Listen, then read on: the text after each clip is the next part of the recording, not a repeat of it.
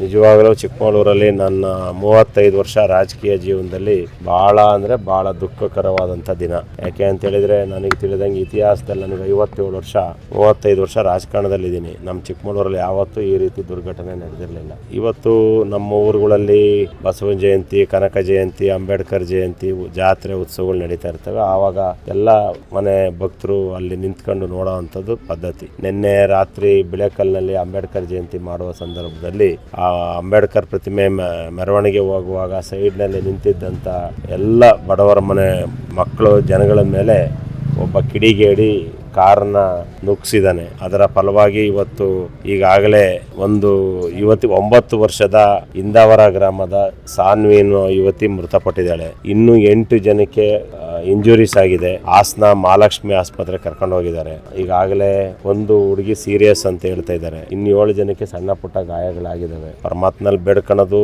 ಇವತ್ತು ಏನ್ ಸಾನ್ವಿ ತೀರೋ ಇದ್ದಾಳೆ, ಅವಳನ್ನ ವಾಪಸ್ ತಂದು ಕೊಡಕ್ಕಾಗಲ್ಲ. ಅವಳ ದುಃಖ ಭರಿಸುವ ಶಕ್ತಿನ, ಅವಳ ಅಗಲಿಕೆ ಬರುವ ಶಕ್ತಿನ ಪರಮಾತ್ಮ ಅವ್ರ ಕುಟುಂಬಕ್ಕೆ ಕೊಡ್ಲಿ. ಅದೇ ರೀತಿ ಪರಮಾತ್ಮ ಇನ್ನು ಉಳಿದಿರ್ತಕ್ಕಂಥ 8 ಜನನಾದ್ರೂ ಅವ್ರನ್ನ ಬದುಕಿಸಿ ಕೊಟ್ರೆ ಕನಿಷ್ಠ ಅವ್ರ ಕುಟುಂಬಕ್ಕೆ ಅನುಕೂಲ ಆಗ್ತದೆ ಅಂತೇಳಿ ದೇವರಲ್ಲಿ ಪ್ರಾರ್ಥನೆ ಮಾಡಿ, ನಾನು ಈಗಾಗಲೇ ಜಿಲ್ಲಾ ಪೊಲೀಸ್ ಮುಖ್ಯಾಧಿಕಾರಿಗಳಿಗೆ ಈಗಾಗಲೇ ಬಹಳ ಖಡಕ್ ಸೂಚನೆ ಕೊಟ್ಟಿದ್ದೇನೆ. ಅವನು ಎಷ್ಟೇ ದೊಡ್ಡ ವ್ಯಕ್ತಿ ಯಾವನೇ ಆಗಿರಲಿ, ಕೂಡಲೇ ಅವನು ವಾಹನ ಸೀಜ್ ಮಾಡಿ ಅವನಿಗೆ ಕಾನೂನಿನ ರೀತಿಯಲ್ಲಿ ಏನೇನು ಕಠಿಣ ಕ್ರಮಗಳಿದಾವೆ ಅದಷ್ಟನ್ನು ಮಾಡಬೇಕು. ನನಗೆ ಗೊತ್ತಿದ್ದಂಗೆ ಈ ಹಿಂದೆ ನೀವೆಲ್ಲ ನೋಡಿದಿರಿ, ಬಾಂಬೆಲಿ ಒಂದ್ಸಲಿ ಮಲಗಿದಂಥ ಭಿಕ್ಷುಕರ ಮೇಲೆ ಒಬ್ಬ ಸೆಲೆಬ್ರಿಟಿ ಕಾರನ್ನ ರಾತ್ರಿ ಕುಡಿದು ನುಗ್ಗಿಸಿದ ಅನ್ನೋದು ಗೊತ್ತಿದೆ. ಅದನ್ನು ಬಿಟ್ಟರೆ ಮತ್ತೆ ಇತ್ತೀಚೆಗೆ ಹಾಸನದ ಹತ್ರ ಶಾಂತಿಗ್ರಾಮದಲ್ಲಿ ಗಣಪತಿ ಮೆರವಣಿಗೆ ಮೇಲೆ ಯಾರೋ ಒಬ್ಬ ಲಾರಿ ಈ ಥರ ಘಟನೆಗಳು ನಡೆದಂಗೆ ಅದು ಪೊಲೀಸ್ ಇಲಾಖೆ ಯಾವುದೇ ರಾಜ್ಯ ಯಾವುದೇ ಜಿಲ್ಲೆಯಲ್ಲಿ ಇರಲಿ ತಗೊಬೇಕು. ಇಲ್ಲದೇ ಇದ್ರೆ ಏನಾಗುತ್ತೆ ಅಂದ್ರೆ, ಯಾವನಿಗೋ ಒಬ್ಬನಿಗೆ ಶಿಕ್ಷೆ ಆಗಲಿಲ್ಲ ಅಂದ್ರೆ ಇದು ಮೈ ಮರಿತಾರೆ.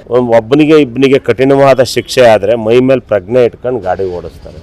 ಒಂದು ಹಳ್ಳಿನಲ್ಲಿ ಜನ ನಿಂತಿದ್ದಾರೆ ಅಂದರೆ ಹೇಗೆ ಹೋಗ್ಬೇಕು ಅನ್ನೋ ಒಂದು ಪರಿಜ್ಞಾನ ಒಂದು ಡ್ರೈವರಿಗೆ ಇರಬೇಕು. ಇವತ್ತು ಅಮಾಯಕ ಅವಳು ಶ್ರೀ ಶಾನ್ವಿ ತೀರೋಗಿದ್ದಾಳೆ. ಜೊತೆಗೆ ಅಲ್ಲಿ ಮಹಾಲಕ್ಷ್ಮಿ ಆಸ್ಪತ್ರೆಯಲ್ಲಿ ತುಂಬಾ ಜನ ಸೀರಿಯಸ್ ಆಗಿದ್ದಾರೆ. ಹಾಗಾಗಿ ಪೊಲೀಸ್ ಇಲಾಖೆ ಅವ್ರ ಮೇಲೆ ಕಠಿಣ ಕ್ರಮ ತೆಗೆದುಕೊಂಡು ಮತ್ತೆ ಈ ರೀತಿ ಘಟನೆಗಳು ನಮ್ಮ ಚಿಕ್ಕಮಗಳೂರಲ್ಲಿ ಮರುಕಳಿಸದಂತೆ ಅವ್ರ ಕ್ರಮ ತಗೊಬೇಕು ಅಂತ ಒತ್ತಾಯವನ್ನ ಮಾಡ್ತೇನೆ, ಮತ್ತೆ ಸೂಚನೆನೂ ಕೊಡ್ತೇನೆ. ನಂತರ ಅವರ ಕುಟುಂಬಕ್ಕೆ ಏನೇನು ಸರ್ಕಾರದಿಂದ ಏನೇನು ಸಹಕಾರ ಮಾಡಬೇಕು ಅದನ್ನೆಲ್ಲ ಖಂಡಿತ ಮಾಡಿಸ್ತೀವಿ ಅಂತ ಈ ಸಂದರ್ಭದಲ್ಲಿ ಹೇಳ್ತಾ, ಮುಂಜಾಗ್ರತಾ ಕ್ರಮವಾಗಿ ಇನ್ಮುಂದೆ ಯಾವುದೇ ಮೆರವಣಿಗೆ ನಡೆಯುವ ಸಂದರ್ಭದಲ್ಲಿ ಪೊಲೀಸ್ನರು ಅಲ್ಲಿ ಇರಬೇಕು ಅನ್ನೋ ಒಂದು ಸೂಚನೆಯನ್ನು ಕೊಡ್ತೇನೆ. ಯಾವುದೇ ಮೆರವಣಿಗೆ ನಡೆದ್ರು ಅಲ್ಲಿ ಪೊಲೀಸ್ ಇಲಾಖೆ ನೀವು ಇರಬೇಕು ಅನ್ನೋದನ್ನ. ಇವರು ನಿನ್ನೆ ಮನವಿ ಕೊಟ್ಟಿದ್ರು, ರಕ್ಷಣೆ ಕೇಳಿದ್ರು ಇಲ್ಲೋ ನನಗೇನು ಗೊತ್ತಿಲ್ಲ.